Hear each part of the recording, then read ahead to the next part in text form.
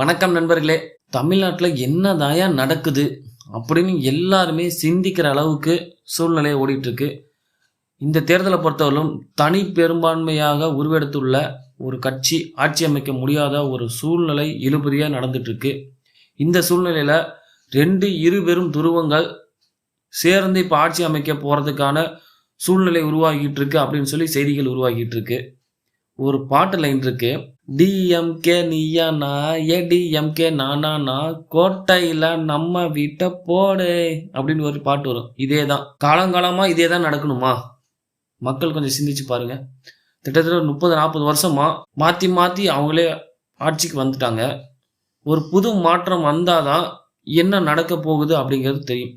மக்கள் இந்த தேர்தலில் ஒரு மாற்றம் வேண்டி ஒரு புதிய கட்சிக்கு வாக்களிச்சிருக்காங்கிறது நல்லாவே தெரியுது. கிட்டத்தட்ட 108 எம்எல்ஏக்கள் ஜெயிச்சிருக்காங்க. ஆனால் ஆட்சி அமைக்க முடியாத ஒரு சூழ்நிலை அவங்களுக்கு உருவாகி இருக்கு. இருந்தாலும் அவங்க ஆட்சி அமைக்க முடியாத சூழ்நிலை உருவாக்கி இருபெரு துருவங்கள் இணைந்து ஆட்சி அமைக்க முடிய போகிற சூழ்நிலைன்னு சொல்லி செய்திகள் வெளியாகிட்டு இருக்கிறது வருத்தமளிக்கக்கூடிய செய்தியாக தான் இருக்குது. ஏன்னா மக்கள் ஆதரவு மாற்றத்தை வேண்டி கேட்டிருக்கும் போது இந்த சூழ்நிலை மாறினால் ஜனநாயகம் இந்த இடத்துல ஒரு கேள்விக்குறியா இருக்கு. அடுத்தது, விஜய் அவர்கள் ஆட்சி அமைக்கிறதுக்கு உரிமை கோரி ஆளுநர்கிட்ட கொடுத்திருக்காரு. ஆனா ஆளுநர் இன்னும் அவருக்கு அழைப்பு விடுக்கவில்லை ஆட்சி அமைக்க வேண்டி. இது சரியா அப்படின்னு சொல்லி விவாதங்கள் நடந்துட்டு இருக்கு. ஏன்னா பெரும்பான்மை சட்டசபையில தானே நிரூபிக்கணும். இங்க ஏன் இவங்க ஆளுநர் நிரூபிச்சதுக்கு அப்புறம் தான் நான்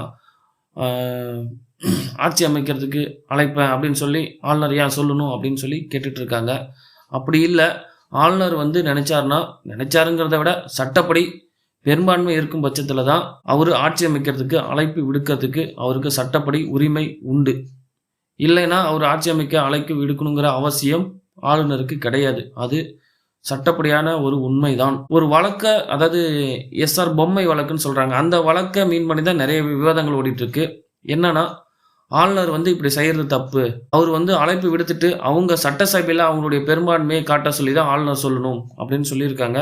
இந்த வழக்கை பொறுத்தவரையிலும் 118 அவங்க கிட்ட ஒரு எம்எல்ஏக்கள் இருந்தும் ஆட்சி அமைச்சு பின்னாடி அவங்க கிட்ட 118 இல்லை அப்படின்னு சொல்லி ஏதாவது ஒரு சூழ்நிலை உருவானுச்சுன்னா அந்த நேரத்தில் தான் சட்டசபையில் பெரும்பான்மையை நிரூபிக்கிறதுக்கு ஆளுநர் சொல்ல முடியும். அந்த இடத்துல தான் ஆளுநர் ஆஃபீஸில் உட்காந்துக்கிட்டு நம்ம பெரும்பான்மையை விவாதிக்கக்கூடாது. சட்டசபையில் உட்காந்துட்டு விவாதித்து வாக்கெடுப்பு மூலம் அவங்களுக்கு பெரும்பான்மை இருக்கா இல்லையா அப்படிங்கிறது நிரூபிக்கணும். பட் ஆட்சி அமைக்கிறதுக்கே பெரும்பான்மை இல்லாத போது ஆளுநர் அழைப்பு விடுக்கணுங்கிற அவசியம் இல்லை அப்படிங்கிறத சட்டம் சொல்லுது.